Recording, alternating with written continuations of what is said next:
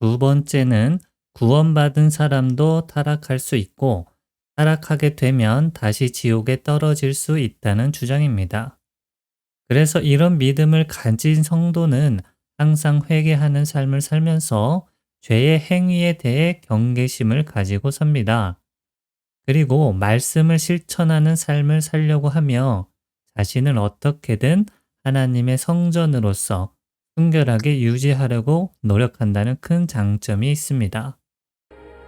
너희는 너희가 하나님의 성전인 것과 하나님의 성령이 너희 안에 계시는 것을 알지 못하느냐?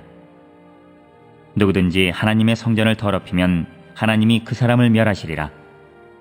하나님의 성전은 거룩하니 너희도 그러하니라. 그런즉 우리가 무슨 말을 하리요? 은혜에 더하게 하려고 죄에 거하겠느냐? 그럴 수 없느니라.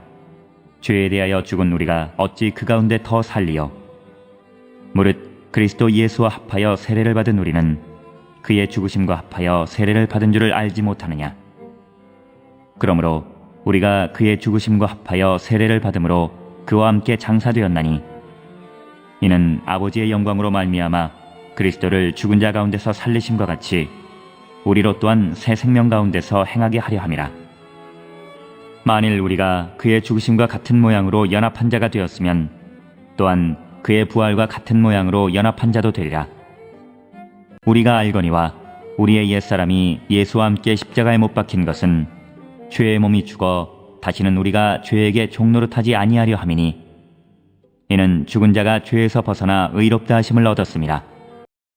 성도의 타락을 주장하는 성경 구절이 여러 군데 있지만 대표적으로 거론하는 구절은 히브리서 6장입니다.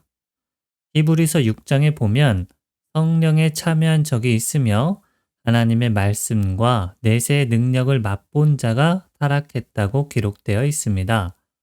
그리고 이어서 만일 구원받은 사람이 타락하면 새롭게 하여 회개할 수 없다는 구절로 인해서 구원받은 자의 타락과 구원의 취소가 존재한다고 믿는 것입니다.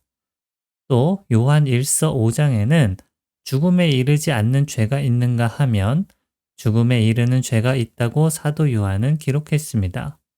그렇기 때문에 타락에 이르는 죽음에 이르는 죄가 있다고 보는 것이죠.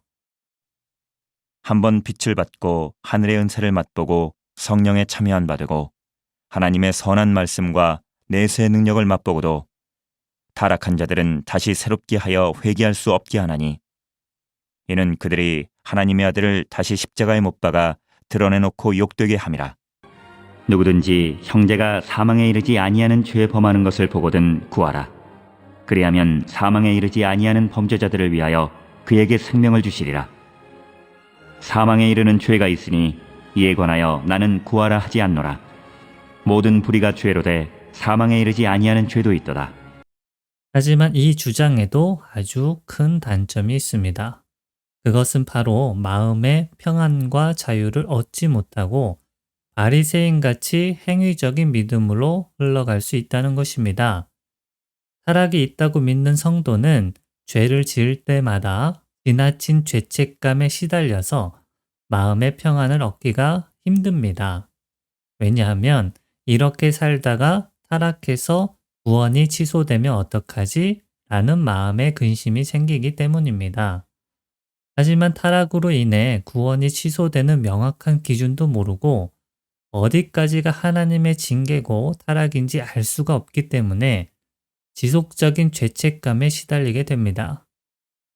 나중에는 그 죄책감을 벗으려고 더욱더 철저하게 행위를 지키려는 악순환에 빠지기도 합니다. 결국 예수님을 통한 은혜와 평안에서는 멀어지고 자신의 행위의 대가로 하나님 앞에 나아가려는 율법적인 신앙이 되고 마는 것입니다. 바리새인같이 자신의 의를 내세우며 남을 쉽게 정죄하고 교만에 빠질 수 있게 될 수 있다는 것이죠. 형제들아 서로 비방하지 말라. 형제를 비방하는 자나 형제를 판단하는 자는 곧 율법을 비방하고 율법을 판단하는 것이라.